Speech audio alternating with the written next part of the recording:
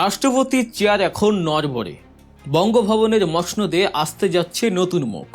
দেশের রাজনৈতিক মহলে এখন একটাই গুঞ্জন, কে হচ্ছেন বাংলাদেশের পরবর্তী রাষ্ট্রপতি। বর্তমান রাষ্ট্রপতি কি তার মেয়াদ শেষ করতে পারবেন, নাকি রাজনৈতিক পট পরিবর্তনের ঝড়ে তাকে বিদায় নিতে হবে? আর যদি বিদায় নিতেই হয়, তবে সেই মহা গুরুত্বপূর্ণ চেয়ারে বসছেন কে?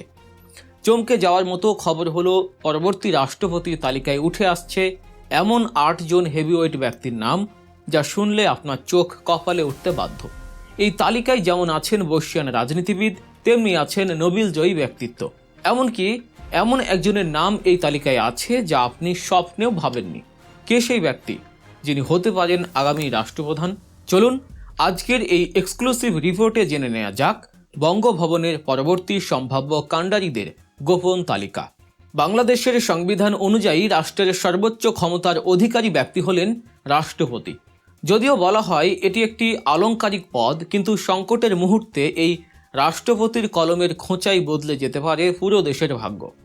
বর্তমান রাষ্ট্রপতি শাহাবুদ্দিন চুপ্পু, যিনি আওয়ামী লীগ সরকারের আমলে নিয়োগপ্রাপ্ত ছিলেন, তার বিদায়ের ঘণ্টা বেজে গেছে। রাজনৈতিক বিশ্লেষকরা বলছেন, নির্বাচিত বিএনপি সরকার ক্ষমতায় আসার পরপরই এখন পরিবর্তন করা হবে রাষ্ট্রপতিকেও। কারণ রাষ্ট্রপতি পদটা যতটা না সাংবিধানিক, ঠিক ততটাই রাজনৈতিক সমঝোতার ফসল। আর এত বড় ক্ষমতার চাবি তো আর যেনতেন লোকের হাতে দেয়া যায় না। তাই বিএনপির হাইকমান্ড এবং রাজনৈতিক দাবার বোর্ডে এখন চলছে তোড়জোড়। কে মেধা, দক্ষতা আর বিশ্বস্ততায় সবার চেয়ে এগিয়ে? আমাদের হাতে আসা তথ্য মতে এই দৌড়ে এগিয়ে আছেন 8 জন প্রভাবশালী ব্যক্তি। তালিকার প্রথমে যার নাম সবচেয়ে বেশি আলোচিত হচ্ছে, তিনি হলেন খন্দকার মোশাররফ হোসেন। বিএনপির রাজনীতির অন্যতম স্তম্ভ তিনি। একাধারে তিনি ভূতত্ত্ব বিজ্ঞানী, শিক্ষাবিদ এবং লেখক। বিএনপির স্থায়ী কমিটির এই প্রবীণ সদস্যকে নিয়ে দলের ভেতরে গুঞ্জন অনেক আগে থেকেই। শোনা গিয়েছিল 2026 সালে বিএনপি যদি সরকার গঠন করে, তবে তারেক রহমান হবেন প্রধানমন্ত্রী, আর রাষ্ট্রপতি হিসেবে খন্দকার মোশাররফ হোসেনের নামই নাকি চূড়ান্ত তালিকার শীর্ষে ছিল। ৭৯ বছর বয়সী এই নেতা কুমিল্লা থেকে একাধিকবার সংসদ সদস্য নির্বাচিত হয়েছেন। ঢাকা বিশ্ববিদ্যালয়ে সাবেক এই অধ্যাপক দলের দুঃসময়ে যেমন পাশে ছিলেন, তেমনি মুক্তিযুদ্ধে রেখেছেন অসামান্য অবদান। অনেকেই মনে করছেন, বয়োজ্যেষ্ঠ এবং অভিজ্ঞ নেতা হিসেবে বঙ্গভবনের জন্য তিনি হতে পারেন সবচেয়ে নিরাপদ পছন্দ। দ্বিতীয় নামটি শুনলে হয়তো অনেকেই অবাক হবেন, তবে নারী ক্ষমতায়নের এই যুগে এটি হতে পারে একটি ঐতিহাসিক সিদ্ধান্ত। তিনি হলেন সেলিমা রহমান, বিএনপির ভাইস চেয়ারম্যান এবং স্থায়ী কমিটির সদস্য। বিগত সরকারের আমলে বারবার জেল জুলুম সহ্য করা এই নেত্রী দলের প্রতি আনুগত্যের পরীক্ষায় শতভাগ উত্তীর্ণ। রাজনৈতিক মহলে আলোচনা চলছিল, তারেক রহমান যদি প্রধানমন্ত্রীর আসনে বসেন, তবে রাষ্ট্রপতির পদে একজন নারীকে বসিয়ে বিএনপি বিশ্বকে একটি শক্তিশালী বার্তা দিতে চাইবে। আর যদি সত্যি তাই হয়, তবে সেলিমা রহমান হবেন বাংলাদেশের ইতিহাসের প্রথম নারী রাষ্ট্রপতি। এটি হবে বিএনপির পক্ষ থেকে একটি চমকপ্রদ মাস্টার স্ট্রোক। তৃতীয় অবস্থানে আছেন বিএনপির আরেক বর্ষিয়ান নেতা নজরুল ইসলাম খান। শ্রমিক রাজনীতি থেকে উঠে আসা এই নেতা বিএনপির স্থায়ী কমিটির সদস্য এবং দলের সর্বোচ্চ নীতি নির্ধারণী ফোরামের একজন। তার কথা বলার ধরন এবং যুক্তিপূর্ণ বিশ্লেষণ তাকে দলের বাইরেও গ্রহণযোগ্য করে তুলেছে। যদিও শোনা যাচ্ছে তাকে হয়তো প্রধানমন্ত্রীর রাজনৈতিক উপদেষ্টা করা হতে পারে, তবে রাষ্ট্রপতির দৌড়েও তার নাম বেশ জোরে সোরেই উচ্চারিত হচ্ছে। বেগম খালেদা জিয়ার অত্যন্ত আস্থাভাজন এই নেতা দলের দুঃসময়ে নির্বাচন পরিচালনা কমিটির গুরু দায়িত্ব পালন করেছেন। তাই পুরস্কার হিসেবে রাষ্ট্রপতির পদটি তার কপালে জুটলে অবাক হওয়ার কিছু থাকবে না। চতুর্থ নামটি হলো রুহুল কবির রিজভী। বিএনপি রাজনীতিতে গত 1.5 দশকে সবচেয়ে বেশি নির্যাতিত এবং একই সাথে সবচেয়ে বেশি সোচ্চার কণ্ঠস্বর। দলের সিনিয়র যুগ্ম মহাসচিব হিসেবে তিনি দিনের পর দিন পার্টি অফিসে অবরুদ্ধ থেকেছেন, জেল খেটেছেন, কিন্তু দল ছেড়ে যাননি।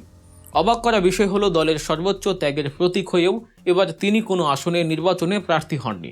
আর এখান থেকেই রাজনৈতিক বোদ্ধারা গন্ধ পাচ্ছেন নতুন কিছুর। ধারণা করা হচ্ছে তাকে এমপি বা মন্ত্রী না করার পেছনে বড় কোনো পরিকল্পনা রয়েছে। সেই পরিকল্পনা কি তাকে রাষ্ট্রপতির আসনে বসানো? ত্যাগের পুরস্কার হিসেবে রুহুল কবির রিজভী যদি বঙ্গভবনে যান, তবে তা হবে তৃণমূল নেতাকর্মীদের জন্য বিশাল এক আবেগের বিজয়। এবার আসা যাক পঞ্চম ব্যক্তিত্বে, যিনি সরাসরি বিএনপি রাজনীতির সাথে যুক্ত নন, কিন্তু দলের অত্যন্ত ঘনিষ্ঠ এবং গ্রহণযোগ্য একজন ব্যক্তি। তিনি হলেন সাবেক গভর্নর সালাউদ্দিন আহমেদ। তিনি একজন অর্থনীতিবিদ এবং সাবেক আমলা। বাংলাদেশ ব্যাংকের নবম গভর্নর হিসেবে তার অভিজ্ঞতা এবং ক্লিন ইমেজ তাকে এই পদের জন্য যোগ্য করে তুলেছে। অতীত ইতিহাস বলে, বিএনপির দলীয় রাষ্ট্রপতিরা অনেক সময় সংকটকালে দলের জন্য বুমেরাং হয়েছেন। সেই তিক্ত অভিজ্ঞতা থেকে শিক্ষা নিয়ে বিএনপি এবার হয়তো সরাসরি দলীয় নেতার বাইরে গিয়ে সালাউদ্দিন আহমেদের মতো কোনো নিরপেক্ষ বা বিজ্ঞ অর্থনীতিবিদকে রাষ্ট্রপতি করতে পারে। এতে করে আন্তর্জাতিক মহলে এবং দেশের সুশীল সমাজে সরকারের গ্রহণযোগ্যতা বাড়বে। ষষ্ঠ নামটি শুনলে আপনি হয়তো বিশ্বাসই করতে চাইবেন না, কিন্তু রাজনীতির মাঠে অসম্ভব বলে কিছু নেই। এই নামটি হলো জুবাইদা রহমান। হ্যাঁ, ঠিকই শুনেছেন। নবনির্বাচিত প্রধানমন্ত্রী তারেক রহমানের স্ত্রী ডাক্তার জুবাইদা রহমান হতে পারেন রাষ্ট্রপতি পদের জন্য এক বড় চমক। তিনি উচ্চশিক্ষিত, মেধাবী এবং রাজনৈতিক পরিবারের পুত্রবধূ। তার ক্লিন ইমেজ এবং বুদ্ধিমত্তা তাকে সাধারণ মানুষের কাছে অত্যন্ত জনপ্রিয় করে তুলেছে। একদিকে রাজনৈতিক পরিবারের ঐতিহ্য, অন্যদিকে নিজের ব্যক্তিগত যোগ্যতা, সব মিলিয়ে জুবাইদা রহমান হতে পারেন বিএনপির দাবার বোর্ডের সেই চেকমেট গুটি, যা বিরোধীদের সব হিসাব নিকাশ পাল্টে দেবে। সপ্তম ব্যক্তিটি হলেন ডক্টর আব্দুল মঈন খান। বিএনপির স্থায়ী কমিটির এই সদস্য তার ভদ্রচিত আচরণ এবং সজ্জন ব্যক্তিত্বের জন্য সব মহলেই সমাদৃত। তিনি অতীতে তথ্যমন্ত্রী এবং বিজ্ঞান ও প্রযুক্তি মন্ত্রী হিসেবে দায়িত্ব পালন করেছেন। দলের ভেতরে তিনি তুলনামূলক কম বিতর্কিত এবং কূটনীতিকদের কাছে অত্যন্ত গ্রহণযোগ্য। তারেক রহমান প্রধানমন্ত্রী, তবে রাষ্ট্রপতির মতো সম্মানজনক পদে ডক্টর মঈন খানের মতো একজন উচ্চশিক্ষিত এবং সিনিয়র নেতাকে বেছে নেওয়া খুবই স্বাভাবিক। আন্তর্জাতিক সম্পর্কের ক্ষেত্রে তার অভিজ্ঞতা সরকারকে বাড়তি সুবিধা দিতে পারে। সবশেষে অষ্টম নামটি হলো এমন একজন ব্যক্তির যার পরিচিতি শুধু বাংলাদেশে নয়, বিশ্বজুড়ে। তিনি হলেন ডক্টর মোহাম্মদ ইউনূস। 24-এর গণ অভ্যুত্থানের পর দেশের ক্রান্তি লগ্নে তিনি অন্তর্বর্তীকালীন সরকারের প্রধান উপদেষ্টার দায়িত্ব কাঁধে তুলে নিয়েছিলেন। নোবেলজয়ী এই ব্যক্তিত্বকে নিয়ে আন্তর্জাতিক মহলে রয়েছে ব্যাপক আগ্রহ। আওয়ামী লীগ সরকারের আমলে তিনি নানাভাবে হয়রানির শিকার হয়েছিলেন, আর তখন বিএনপি প্রকাশ্যে তার পাশে দাঁড়িয়েছিল।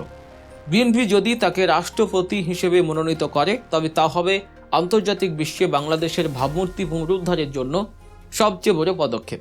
ডক্টর ইউনূসের গ্রহণযোগ্যতা ব্যবহার করে বিএনপি সরকার বিদেশ থেকে বিনিয়োগ এবং সমর্থন আদায়ে এগিয়ে থাকবে। তবে প্রশ্ন একটাই, ডক্টর ইউনূস কি এই আলংকারিক পদে বসতে রাজি হবেন, নাকি দেশের স্বার্থে তিনি এই গুরুদায়িত্ব আবারও গ্রহণ করবেন?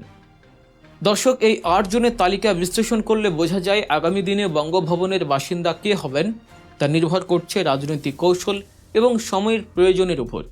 বিএনপি কি দলীয় আনুগত্যকে প্রাধান্য দেবে, নাকি আন্তর্জাতিক গ্রহণযোগ্যতা এবং নিরপেক্ষতাকে বেছে নেবে, তা সময় বলে দেবে। খন্দকার মোশাররফের অভিজ্ঞতা, সেলিমা রহমানের ঐতিহাসিক সম্ভাবনা, রিজভী আহমেদের ত্যাগ, নাকি ডক্টর ইউনূসের বিশ্বজোড়া খ্যাতি, কার পাল্লা ভারী?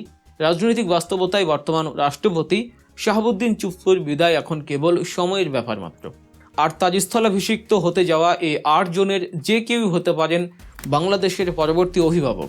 তবে যেই আসুক, আমরা চাই তিনি যেন দলমতের ঊর্ধ্বে উঠে দেশের মানুষের জন্য কাজ করেন। আপনার কি মনে হয়, এই 8 জনের মধ্যে কে রাষ্ট্রপতি হওয়ার জন্য সবচেয়ে বেশি যোগ্য? অথবা এই তালিকার বাইরে আপনার পছন্দের কোনো নাম আছে কি? কমেন্ট করে অবশ্যই আপনার মূল্যবান মতামত জানান। আমরা প্রতিটি কমেন্ট গুরুত্বের সাথে পড়ি। ভিডিওটি ভালো লাগলে লাইক দিন, শেয়ার করুন। রাজনীতির এমন সব রোমাঞ্চকর এক্সক্লুসিভ বিশ্লেষণ এবং গোপন সব খবর মিস করতে না চাইলে এখনই সাবস্ক্রাইব করুন গল্ফ নিউজ। দেখা হচ্ছে পরের ভিডিওতে। সে পর্যন্ত ভালো থাকুন, সুস্থ থাকুন। আল্লাহ হাফেজ।